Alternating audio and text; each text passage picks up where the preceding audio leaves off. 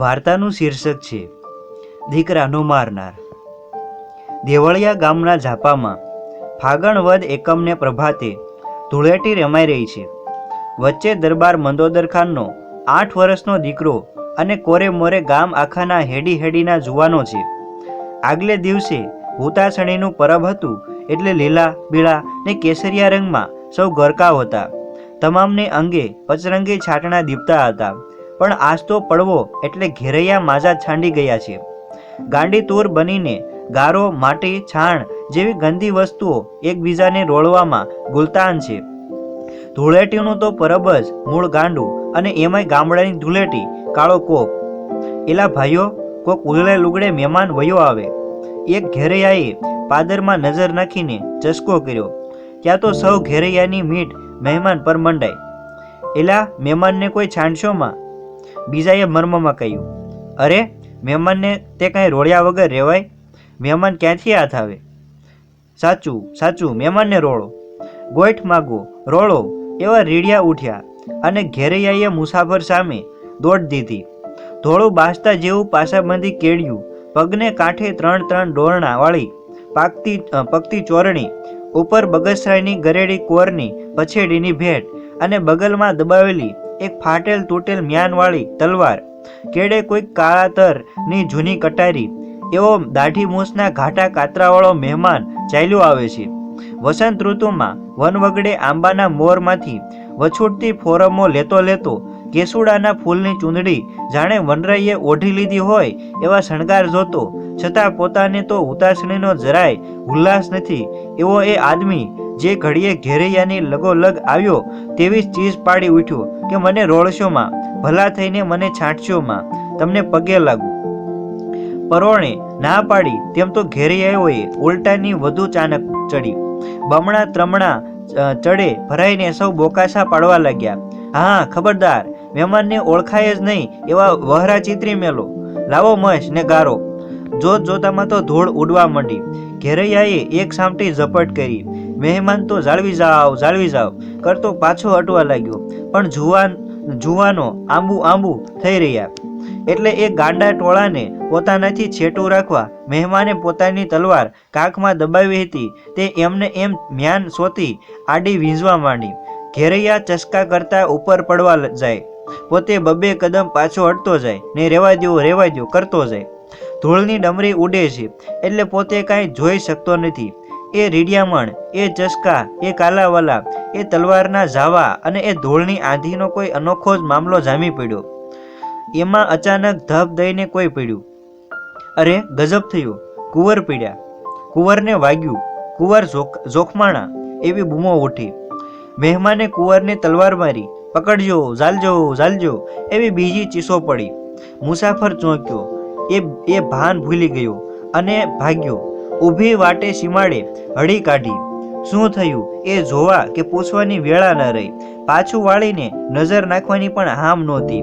પોતાના હાથમાં તલવાર પકડી છે, એની સી દશા થઈ છે તે નિરખવાનું પણ ભાન નથી। ગાંડો માણસ કોઈ ખૂની જાણે દોડ્યો જાય છે। અહીં ઝાપામાં તો કેર થઈ ગયો છે। મંદોદર ખાન દરબારના 9 વર્ષના કુંવરને બરાબર ગળાની ભૂંગળી ઉપર તલવારનો વાઢ પડી ગયો છે। લોહીનું ખાબોચિયું ભરાઈ ગયું અને ઘડી બે ઘડીમાં તો એની નાળ રજા લેશે એવું થઈ ગયું। પણ આ શું થયું એમ કે ઘેરૈયાથી બચવા માટે, એ બધાને પોતાનાથી છેટા રાખવા માટે મહેમાન જે મ્યાન સોતી તલવાર આડી વીંચતો હતો તેનું મ્યાન દેવગતિએ એ ધૂળની આંધીમાં કોણ જાણે ક્યારે નીકળી પડ્યું કોઈને ખબર નહીં। એ તલવારની પીંછી અકસ્માત જ કુંવરના ગળાની ભૂંગળી પર લબરકો લેતી ગઈ। કુંવર એક તો કુમળી વયનો અને વળી નસીબદારનું બચ્ચું એટલે તો બગીચાનું ફૂલ, તરત એના પ્રાણ નીકળી ગયા। પલકમાં તો માણસો ડેલીએ દોડ્યા। કાવા કસુબામાં આખો ડાયરો ઘેઘૂર છે। દરબાર મંદોદર ખાન જાતના હતા મોલે સમાન મુસલમાન, પણ અસલ તો રાઠોડ રાજપૂતની ઓલાદ, એક જ ગામડાનો ધણી, વાટકીનું શિરામણ કહેવાય, પણ પેટ બહુ મોટું એટલે ફૂલની સુવાસ પામીને જેમ ભમરા વીંટાય તેમ કારીગરો, નટવાઓ, કવિઓ, ગાણા બજાવણાઓ કરનારાઓ તમામ મોટી આશાએ આજ વરસ દિવસના ઉજળા પરબ ઉપર દેવળિયાની ડેલીએ સમાતા નથી. ત્યાં રંગમાં ભંગ પડ્યો. રાડ ગઈ કે કુંવર માર્યો? અરે કોણે? કોક મુસાફરે. ખોટી વાત, આજ કોનો દી ફેર્યો છે? અરે બાપુ, આ મારીને જાય ઊભે માર્ગે ઉઘાડી તલવારે. હા, લાવો મારી ઘોડી. ₹2000ની રોજડી ઘોડી હાથીના કુંભાથળ માથે જાતી ડાબા માંડે તેવી ભાગતા હરણાઈની સાથે ભેટા કરનારી અને ફક્ત એને ચોકડા ભર મંદોદર ખાને રાંગમાં લીધી. સાથળ હેઠે તલવાર દબાવી અને રોજડીને ડચકારી. જાણે તીર છૂટ્યું. જમ જમ જમ આંખના 3 પલકારા ભેળી તો ઘોડી સીમાડે પહોંચી. સમથળ ધરતીમાં સામે જુએ ત્યાં તો આદમી ભાગતો ભાળ્યો. હાથમાં ઉઘાડી તલવાર પિયાલા જેવી ચકચકે છે. સમજી લીધું કે એ જ ખૂની. મંદોદર ખાને ઘોડીને ચાંપી. મહેમાન દોડ્યો જાય છે ત્યાં ડાબા સંભળાણા. થંભી ગયો. પાછો ફરીને જોતાની વાર જ જાણી લીધું કે પોતાનો કાળ આવી પહોંચ્યો. હવે પોતે પગપાળો તે ભાગીને કેટલે જશે? આમે મરવું તો છે જ. માટે હવે ચિથરા શીત પાડવા ઊભો રહ્યો. બોલીને તો કાળને અટકાવાય એવું રહ્યું નથી. ખુલાસો કરવાનો વખત નથી રહ્યો. એટલે સામા ઊભા રહીને આ મુસાફરે પોતાની તલવાર પોતાને જ ગળે માંડી. અસવાર એ સમસ્યાને સમજી ગયો. જાણ્યું કે કોઈ ત્રાગાળું વરણ લાગે છે અને હું આગળ વધીશ તો એ તલવાર ગળામાં પરોવીને મારે સીમાડે લોહી છાંટશે એમ સમજી એણે રોજડીને થંભાવી. આગેથી પૂછ્યું, કોણ છો? ચારણ. શા માટે આવ્યો હતો? કાળનો બોલાવ્યો. ભેંસું બધી મારી મરી ખૂટી. છોકરું છાસ રાબ વગર રોવે છે. નહોતો આવતો પણ ચારણે ધકેલ્યો. મંદોદર ખાનની વાસના માથે અવાજ તૂટક તૂટક નીકળે છે. કુંવરને તે માર્યો? ઈશ્વર જાણે. ચારણ આપ સામો હાથ કર્યા. મને ખબર નથી. હું તો એટલું જાણું છું કે મારે ડેલીએ આવું હતું. ચિથરા પહેર્યા હશે તો ભૂંડો દેખાઈશ એમ માનીને ભેળી લુગડાની એક કોરી જોડ હતી તે મેં ગામ બહાર બદલાવી. ઘેરૈયા મને રોળવા આવ્યા. મેં એમાંથી ઉગરવા મ્યાનમાં બીડેલી તલવાર વીંજી. મ્યાન ક્યારે નીકળી પડ્યું તેની મને એ ધૂળની આંધીમાં ખબર નહીં રહી. આટલી વાત થાય છે ત્યાં તો પછવાડે ગોકીરા સંભળાયા. કાળી ચીસો પાડતું ગામ આખું હલકીને ચાલ્યું આવે છે.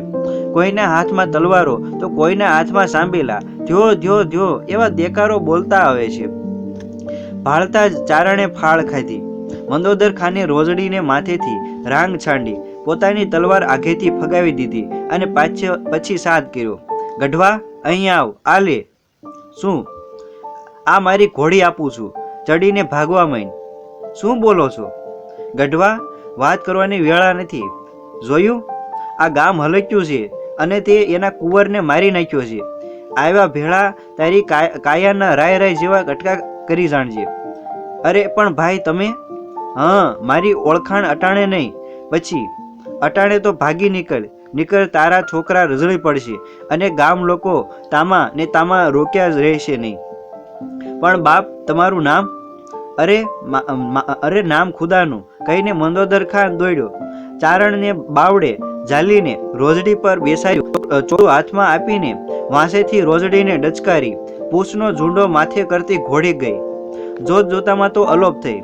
મંદોદર ખાન અડવાણા પગે પાછા ચાલ્યા આવે છે. રાંગમાં રોજડી નથી, કાખમાં તલવાર નથી. ગામ લોકોએ દોડીને પૂછ્યું, કાં બાપુ? માળો લોટકો આદમી મને જીતવા ન દીધો ને તલવાર ને ઘોડી બેઉ લઈ ગયો. અરે રાખો રાખો બાપુ, વસ્તીએ ખીજાઈને કહ્યું. ફણીધરને માથેથી મણી લઈ જાય તો જ મંદોદર ખાનની રાંગમાંથી રોજડી લેવાય. ઠાલા મૂરખ શું બનાવો છો અમને? 7 ખોટનો એક દીકરો એના મારાને ઉલટો ભગાવ્યો. લ્યો હવે જાતિ કરો. દરબારે શાંતિથી જવાબ આપ્યો. જાતિ શું કરે? એને પાતાળમાંથી પણ ગોતી કાઢશું. ભાઈ, મંદોદર ખાન, તમે તે કાંઈ દીવાના થયા? એણે શું મારા દીકરાને જાણીબૂજીને માર્યો તો? એને ઘેર એવા કેટલા દીકરા ભૂખે મરે છે જાણો છો? કોડ ભારે દેવગતિએ દીકરો મર્યો એ તો ખુદા તાલાની મરજી. આપણા કિસ્મતમાં નહીં હોય એટલે ખડી ગયો. પણ એટલા સારું હું આજ ઉજળે દિવસે મારા સીમાડા માથે સામી હત્યા વહોરું. હાલો બેટાની મૈયત કાઢીએ. હસતે મુખે બાપે દીકરાને દફનાવ્યો. આ રીતે વાર્તાનો અંત થાય છે.